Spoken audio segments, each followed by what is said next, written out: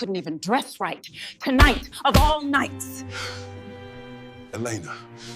Do you know who's in this room? Oh, what did you just call him? Do you know who you just slapped? Her glass of champagne was still in her hand when she slapped him. The sound of it cracked across the ballroom louder than the string quartet, louder than the polite laughter that had filled the room a second before. 200 guests in black tie turned at once. Somewhere a fork hit a plate. A woman near the ice sculpture gasped and pressed her hand to her mouth. And there, in the middle of the dance floor, in front of the entire leadership team of Hargrove Media Group, in front of investors, in front of her own mother, Elena Voss had just slapped her husband of 4 months so hard his head turned. "You embarrass me," she hissed, loud enough for the room to hear. "You always embarrass me. Look at you. You couldn't even dress right for tonight. Do you know who's in this room?" He didn't move. He didn't raise his hand to his cheek. He just stood there, in a suit that cost more than her car but looked, to her eyes, cheap and wrong. And he let the silence stretch until it became its own kind of sound. Behind Elena, a tall man in his 50s stepped forward, dabbing champagne from his sleeve where the glass had splashed him. He wasn't looking at Elena at all. He was looking at the man she'd just struck, and his face had gone the color of old paper. "Mr. Bishop," the older man said, and his voice cracked in the middle of the name. "Sir, I am so sorry. I didn't realize you'd already—" Elena froze mid-breath. "What did you just call him?" Nobody answered her.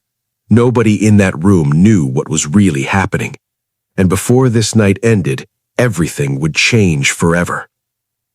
His name was Isaac Bishop, and 6 hours earlier, before any of this happened, he had been sitting alone in the back of a black car outside a shipping warehouse on the edge of the city, reading a report about layoffs at a company that didn't yet know he owned 40% of it. That was the truth about Isaac that almost no one in his life actually knew.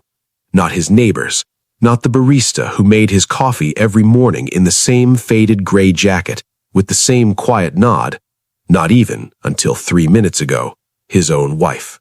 Isaac Bishop controlled a private holding company called Faro Capital, and Faro Capital owned pieces of things. Not flashy things, not skyscrapers with his name in gold letters on the front.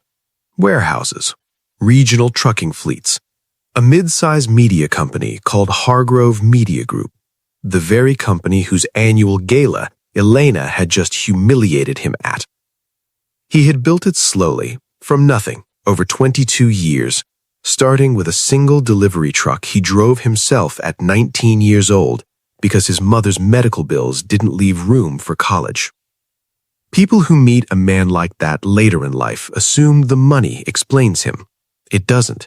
The money was never the point. The point was a promise he made in a hospital hallway when he was 19, standing outside a room where his mother lay dying slower than the doctors expected, and he swore to himself that no one he loved would ever again watch a bill arrive and flinch. He kept that promise. He just never told anyone how. Isaac dressed like a man who worked in a stockroom, because for years he had. He drove a used truck long after he could have bought the dealership. He wore the same 3 suits on rotation, plain and dark, because expensive tailoring drew questions he didn't want to answer.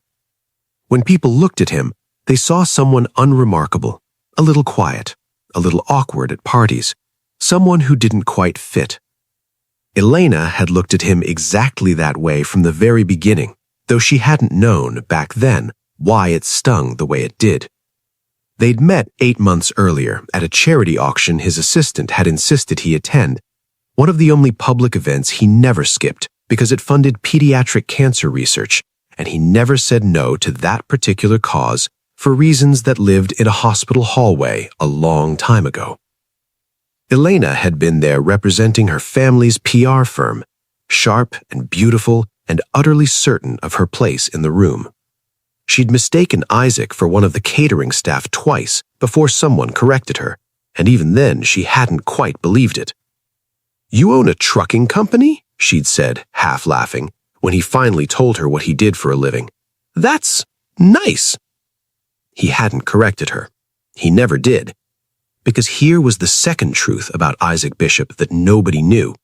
He wasn't testing people when he stayed quiet about his wealth.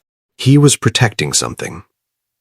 He'd learned, years earlier, in a different relationship, exactly what happened to him when a woman found out what he was worth before she found out who he was. He'd been engaged once, in his late 20s, to a woman who loved the idea of him completely and the reality of him barely at all. When she found the real numbers behind Faro Capital, the wedding planning sped up so fast it made his head spin, and so did the spending. He called it off 2 weeks before the ceremony, after finding a folder of vendor contracts she'd signed in his name without asking. So when he met Elena, he did what he always did. He let her fall for the version of him that owned a trucking company, modest, a little awkward, kind in the specific and unglamorous way of a man who tips servers generously and remembers the names of building doormen and never once in 8 months raised his voice. And here was the secret sacrifice, the part of the story that explained everything Elena would spend the rest of that night trying to understand. Isaac had spent almost every free evening of the past year quietly funding something he'd told no one about, not even his closest lieutenants at Faro Capital, a transitional housing program for families of children in cancer treatment, 3 buildings near the same hospital where his mother had died, refurbished and staffed and paid for entirely out of his own pocket, run under a name that had nothing to do with his. He visited twice a week, always in the evening, always alone, always in that same faded gray jacket. He read to children in the family lounge. He sat with parents who hadn't slept in 2 days. He never let staff mention his name to anyone, and he'd had his lawyers draft the paperwork so that even journalists digging for feel-good stories about anonymous donors would hit a wall of shell entities before they ever got close to him. This was where he'd been 3 nights earlier, when Elena had called him twice and he hadn't picked up. "Where were you?" she'd asked when he finally came home past 11, his eyes red, his jacket smelling faintly of hospital disinfectant. "Work," he'd said. Just that. Because the truth felt too heavy to hand to someone at 11 at night after a 14-hour day, and because some griefs are not currency you spend to win an argument. Elena had stared at him a long moment that night, arms crossed, and something colder than suspicion had settled behind her eyes. "You're always at work. You never explain anything. Do you know how that makes me look? Like I don't even know my own husband." If only she'd known. If only anyone in her life had known that the man she was starting to resent for being distant and unremarkable was spending his nights holding the hands of strangers in the worst moments of their lives, asking for nothing, telling no one, because the promise he'd made in a hospital hallway had never once been about being thanked. But there was someone in Elena's life who did know exactly who Isaac Bishop was, and that person had decided, for reasons of his own, to say nothing at all. His name was Preston Whalen, and he was Elena's older cousin, and for 4 months he had sat across from Isaac at family dinners with a smile that never quite reached his eyes. Preston ran the investment arm of a boutique firm that did modest, unspectacular business, the kind of business that requires constant, quiet networking to survive. He was the one who'd first introduced Elena to the Hargrove Media Gala circuit 2 years earlier, before she'd even met Isaac, back when Preston was trying, unsuccessfully, to get his firm a foothold with Hargrove's board. Preston had spent 18 months circling that company's capital and 18 months getting nowhere, because the real decision-maker at Hargrove was a controlling shareholder so private that even Preston, with all his networking, had never learned his name. Preston found out by accident, 4 months after Elena's wedding, at a private closing dinner he'd bluffed his way into. He watched from across a much smaller and much more exclusive room than tonight's ballroom as the Hargrove board chairman greeted a man in a plain gray jacket with the kind of deference usually reserved for royalty. He watched that man get called Mr. Bishop. He watched him get handed a folder marked with Pharaoh Capital's letterhead. Preston went home that night and said nothing to anyone. Not to Elena, not to his own business partners, because a secret like that, sitting quietly in his chest, was worth more to him unspoken than spoken. He began, patiently, cutting Isaac out of family conversations, undermining him gently at every gathering. He's just not very ambitious, is he? He seems overwhelmed by real success. I worry he's holding you back, Elena. Small poison administered in careful doses over months, while all along Preston had been quietly maneuvering to be the one who discovered Isaac's fortune publicly, in a way that would humiliate the family that had never taken him seriously and elevate himself instead. Tonight was supposed to be that moment. Preston had spent 1 month arranging for Hargrove's chairman to personally invite Mr. Bishop and his wife to the gala under his real name on the printed program. A subtle reveal Preston planned to orchestrate himself, stepping in at just the right second to be seen as the one who'd always known, the insider, the smart one in the family. He'd imagined Elena's shock. He'd imagined being the hero of that shock. He had not imagined that Elena, arriving early and irritable after a long week, humiliated by what she believed was her husband's chronic inability to dress or behave the way important people did, would lose her temper in front of the entire room before Preston ever got the chance to orchestrate anything at all. He'd been standing 20 feet away when it happened. He watched the slap land, and for one single, ugly, honest second, something in his chest lifted, because chaos, even chaos he hadn't planned, was still closer to what he wanted than the quiet, functional marriage Elena had built with a man Preston had spent a year trying to make her doubt. Elena did not know any of this. All she knew, standing on that dance floor with her palms still stinging, was that a room full of people she needed to respect her had just gone silent, and the chairman of Hargrove Media Group was apologizing to her husband like he was apologizing to God. "Sir," the chairman said, again quieter now, "we didn't realize you'd want to keep a low profile tonight. We can absolutely move the announcement to—" "There's no announcement to move," Isaac said. His voice was calm, the kind of calm that comes from a man who has had practice not showing what he feels. "Thank you for your hospitality tonight, Robert. I think I'll head out." "Wait," Elena's voice cracked. "Isaac, what is he talking about?" He turned to her, and for the first time in 8 months of marriage, Elena saw something in her husband's face she didn't recognize.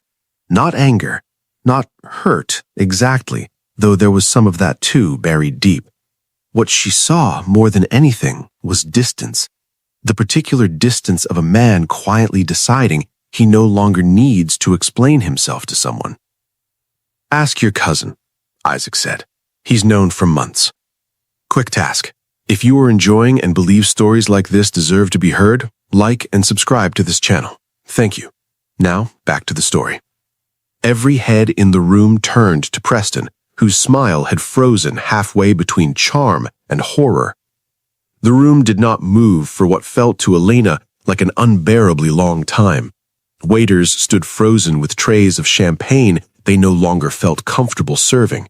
The string quartet had stopped playing sometime during the slap and never quite found the nerve to start again.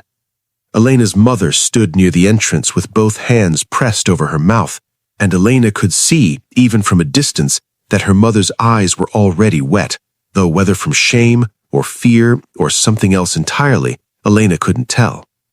"Isaac," Elena's voice had gone very small, "please, tell me what's happening. Tell me right now." He looked at her for a long moment. In that look was 8 months of small dismissals she probably didn't even remember making. The way she'd introduced him at parties as he does something with trucks, always with a small apologetic laugh, as though his career were an inconvenience she was gracious enough to tolerate. The way she'd once told her mother within his hearing that she hoped he'd figure out what he wanted to do with his life eventually. The way she'd stopped asking about his evenings months ago because his answers bored her. None of it had been cruel, exactly. It had been careless. And carelessness repeated enough times cuts just as deep as cruelty. It just takes longer to bleed. "I run Pharaoh Capital," Isaac said, and his voice carried further than he meant it to because the room was so silent that even a whisper would have reached the back wall. "I've run Pharaoh Capital for 11 years. Hargrove Media is one of about 30 companies I hold a controlling stake in. I own the building we're standing in tonight. I fund the foundation that pays your cousin's firm's consulting fees on 2 of his biggest accounts, though I doubt he's ever thanked me for that, since he doesn't know it's me. I've had $40 billion of assets under management since I was 34 years old, and I have spent every year since trying very hard to make sure that number never became the first thing anyone knew about me." He paused. "You didn't know any of that, and that's fine, Elena. I never told you because I never wanted a version of us that started with a number instead of a person. But your cousin knew. He's known for months. And instead of telling you or telling me he knew, he decided it was more useful to let you keep believing I was someone worth embarrassing in front of 200 people." The silence that followed had a texture to it, thick and suffocating, the kind of silence where you can hear your own heartbeat and start to worry other people can hear it too. Elena's face had drained of color entirely. Her hand, the one that had swung the champagne glass, was shaking now at her side. Somewhere near the back of the room, a waiter set down a tray of glasses too quickly, and the small clatter seemed to echo far louder than it should have. Nobody laughed it off the way a room usually does. Nobody moved to fill the silence with small talk. 200 people who had spent the evening performing warmth and charm for one another simply stood still, watching, because everyone in that ballroom understood on some instinctive level that they were witnessing something that would be talked about at every dinner party for the rest of the year, and none of them wanted to be the one who said the wrong thing at the wrong moment and became part of the story themselves. Elena's mother had made her way closer through the crowd by now, and she reached for her daughter's arm, but Elena pulled back gently, not out of anger at her mother, but because some moments have to be stood through alone or they don't count. She was doing the arithmetic in her head, the way people do when a version of reality collapses all at once. Every dismissive comment she'd made about his job, every eye roll at parties when someone asked what he did and she'd answered for him, quickly, apologetically, as if his career were a stain on her own resume. Every night she'd assumed he was avoiding her, instead of wondering whether he might be somewhere that mattered. She thought of the ring on her finger, modest by the standards of the circles she'd grown up in, and how she'd once, early in their relationship, made an offhand joke to a friend about eventually upgrading it, a joke she'd told herself was harmless. She wondered, with a kind of nausea she'd never felt before, how many other small cruelties she'd delivered without noticing, simply because she'd decided, on some level, that a man who dressed like he did and spoke like he did wasn't a man she needed to be careful with. The chairman, Robert, still hadn't moved from where he stood by the ice sculpture, his champagne-damp sleeve forgotten now, his expression caught somewhere between professional panic and the specific helplessness of a man watching his biggest client's marriage combust in front of his entire board. He glanced toward Preston, as if hoping Preston might do something to diffuse the moment, not yet understanding that Preston was the reason the fuse had been lit in the first place. It was Preston who broke the silence first, though not in the way anyone hoped. "That's not," Preston started, stepping forward, his voice pitching too high. "That's not what happened. I was going to tell everyone tonight. I arranged the whole reveal. Ask the chairman. You arranged a reveal," Isaac repeated, and for the first time that night, something like real anger moved across his face, quick and sharp as a struck match. You arranged a reveal. You didn't arrange to protect your cousin's marriage. You arranged a moment where you'd get to stand next to my money and look important. You've been undermining me to her for months, Preston, telling her I was holding her back, telling her I wasn't ambitious, all while sitting on the knowledge that I fund half the causes your firm brags about in its own investor decks. Preston's mouth opened and closed. Nothing came out. Elena turned to her cousin with an expression Isaac had never seen on her before, something cold and final. You knew, and you let me stand here tonight and— She couldn't finish the sentence. She pressed her hand over her eyes instead, and when she took it away, there were tears on her fingers, and her voice, when it came again, was barely a whisper. You let me hit him, in front of everyone, knowing what he'd done for this company, knowing who he was. You let me become this. Elena, I can explain. Don't. She didn't raise her voice. She didn't need to. Don't you dare. For a moment, it looked like the night might end there, in a wreckage of humiliation with no clear direction to go. Guests shifted uncomfortably. Someone near the bar quietly asked if they should call for cars. The chairman of Hargrove Media stood frozen, unsure whether his career depended on smoothing this over or disappearing from the room entirely. Isaac Bishop had spent 11 years building an empire specifically so that he would never again feel as powerless as he had at 19, standing in a hospital hallway with no money and no options and no way to help the person he loved most in the world. And now, standing in the wreckage of a marriage he genuinely wanted to work, in front of the very people whose respect Preston had so badly craved, Isaac felt something close to that old powerlessness again. Money hadn't fixed this. Money never fixes this. But then he looked past Elena, past Preston, to the chairman still standing frozen by the ice sculpture, and something in Isaac's expression shifted from anger into something quieter and more deliberate. Robert, he said, I believe you had an announcement planned tonight about the new community wing at Hargrove's downtown building. The chairman blinked, caught entirely off guard by the change in direction. Yes, sir, we were going to unveil the naming rights and the philanthropic partnership, but given the circumstances, I assumed you'd want to. Go ahead and make it, Isaac said, the room's already listening.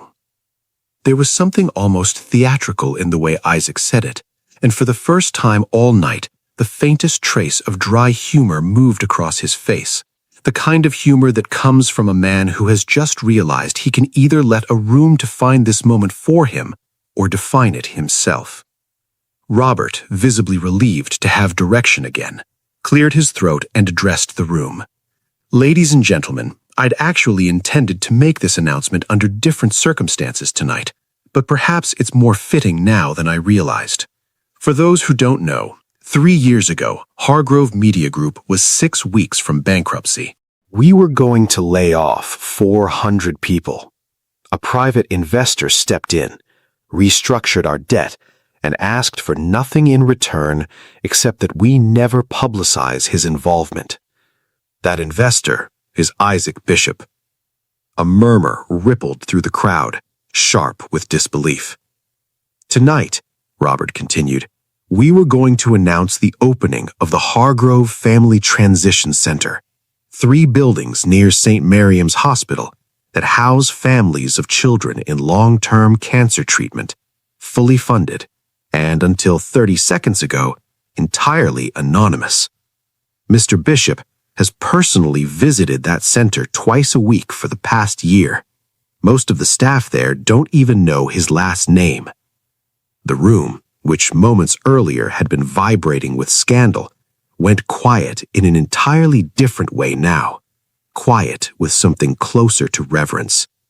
Elena stood frozen, staring at her husband as though seeing him for the first time, which, in the way that mattered, she was. You were there, she said softly, so only he could hear it. Those nights you said you were at work. You were there with those families? Every Tuesday and Thursday for the last 14 months. Her eyes filled again, but it was a different kind of tears this time. You asked me why I always looked so tired on Wednesdays. You told me it was work stress. It was a kind of work stress, he said, and for the first time all night, there was something almost gentle in his voice, though guarded still, careful.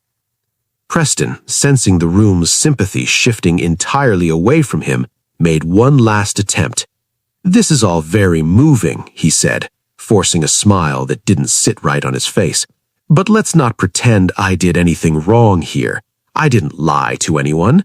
I just didn't—" "You let your cousin humiliate her own husband in public rather than spend 30 seconds telling either of them the truth," Isaac said, cutting him off, his voice flat and final. "You did that because it served you. That's not an omission, Preston. That's a strategy. And it's the same strategy, I'd guess, that's kept your firm circling Hargrove's business for 2 years without ever landing it." Robert, the chairman, cleared his throat with a particular discomfort of a man about to make things worse for someone. "Since we're clarifying things tonight," he said carefully, "since Whalen Capital's proposal for our media buying contract was declined last month, the board felt the firm's leadership showed poor judgment in several client relationships. This might explain some of it." A few soft, sharp intakes of breath moved through the crowd. Preston's face went the color of the tablecloth behind him. Isaac didn't gloat. He didn't need to. He simply turned back to Elena. "I'm not going to stand here and pretend tonight didn't happen," he said quietly, just for her now, though half the room could still hear. "It did.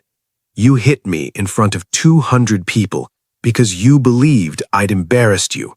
That's going to sit with me for a while. I won't lie about that." Elena nodded, tears falling freely now, not bothering to wipe them away. "I know. I know what I did. I don't have a version of this where I'm not ashamed of myself. But," Isaac continued, "I also spent 8 months letting you build a picture of me that wasn't the whole truth. I told myself I was protecting something. Maybe I was really just protecting myself from ever being loved for the wrong reasons again. That's on me, too." For a moment, neither of them said anything, and the room, sensing something private happening in the middle of something very public, seemed to hold its breath along with them. "I don't expect you to forgive me tonight," Elena said. "I wouldn't forgive me tonight." "I'm not going to pretend I'm not angry," Isaac said, "but I've spent a long time believing that people either want your money or they want you, and I built my whole life around that fear. Maybe it's time I found out whether that's actually true, instead of just assuming it and hiding to avoid the answer." It wasn't forgiveness, but it was the first honest sentence either of them had said to the other in months. And sometimes that's the only door a broken thing needs to start closing back up. The weeks that followed were not soft ones for Preston Whalen. Word moves quickly in circles built on reputation, and reputation, once cracked, doesn't glue back the way people hope. 2 other clients quietly ended their relationship with Whalen Capital within the month, citing, in careful language, concerns about judgment and discretion. The firm didn't collapse. Preston wasn't ruined in the dramatic, cinematic way people sometimes imagine villains should be, but something smaller and more permanent happened to him. The story followed him. At every gathering for the next several years, someone would eventually lean toward a new acquaintance and murmur the short version, the cousin who knew and said nothing so he could look important later. There is no punishment quite like being permanently, quietly demoted in the story other people tell about you. Elena, for her part, did not disappear or collapse into apology tours or public penance. She did something Isaac found in the end more convincing than any speech could have been. She asked Robert, the chairman, for a formal meeting the following week, and she asked to volunteer, unpaid and without publicity, at the Hargrove Family Transition Center Isaac had built. Not as a donor, not as Isaac Bishop's wife making a gesture, as a person willing to sit in a family lounge on a Tuesday night the way he had, and actually be present with people whose lives had cracked open. Isaac found her there on 3 weeks later on a Thursday evening, sitting with an exhausted father whose daughter was 2 days into a difficult round of treatment, listening, not talking much, just present. She didn't see Isaac in the doorway for a long moment. When she finally did, she didn't perform anything for him. She just gave him a small, tired nod, the nod of someone doing something because it mattered, not because anyone was watching. He didn't forgive her that night either. Trust doesn't move that fast, no matter how good the story sounds. But he stood in that doorway a little longer than he needed to, and something in his chest, guarded for 11 years, loosened by a fraction. There were setbacks along the way, because real repair is never a straight line. There was a night 4 months after the gala when Elena came home late from a work dinner, and Isaac, without meaning to, felt the old suspicion flicker back to life, the same tightness in his chest he used to feel waiting for someone to ask him for something he wasn't ready to give. He didn't accuse her of anything. He just went quiet, the particular quiet she'd learned by then to recognize as fear wearing the mask of distance. You're doing the thing, she said, sitting down across from him in the kitchen table instead of walking past him to bed the way the old Elena might have. The thing where you disappear into yourself instead of just asking me what's wrong. I don't know how not to do that, he admitted. I've been doing it since I was 19. Then tell me what you're afraid of, just this once, out loud. And so, haltingly, he did. He told her about the fiancé who'd signed vendor contracts in his name. He told her learning to read a room for the exact moment someone's affection started running parallel to his bank statements instead of his character. He told her that some nights, even now, even after everything, he still ran a small, cruel test in the back of his mind. Would she still be here if the money vanished tomorrow? He hated that he still ran it. He ran it anyway. Elena listened to all of it without flinching, and when he finished, she didn't offer reassurance right away, which was oddly the thing that told him she'd actually heard him. She sat with it. Then she said, I can't prove that test wrong for you. Nobody can. You're the only one who gets to decide when to stop running it. She paused. But I can keep showing up on Tuesdays whether you're watching or not. That's the only proof I've got. It took the better part of a year before Isaac told Elena the last piece of the story he'd never told anyone, not even his closest friends.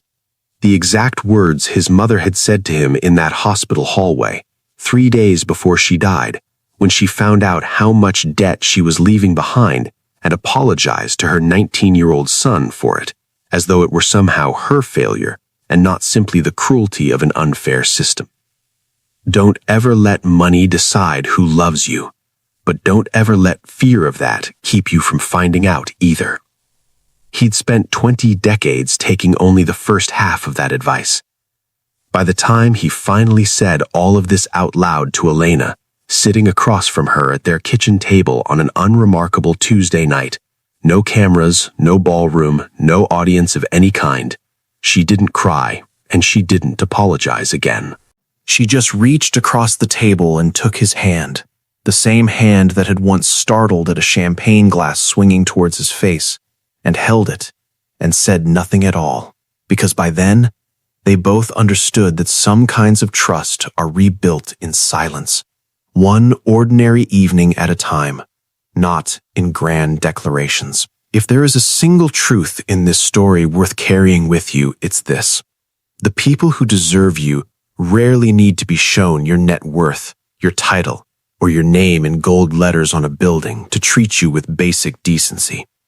And the people who only start treating you with respect after they learn what you're worth were never actually respecting you at all.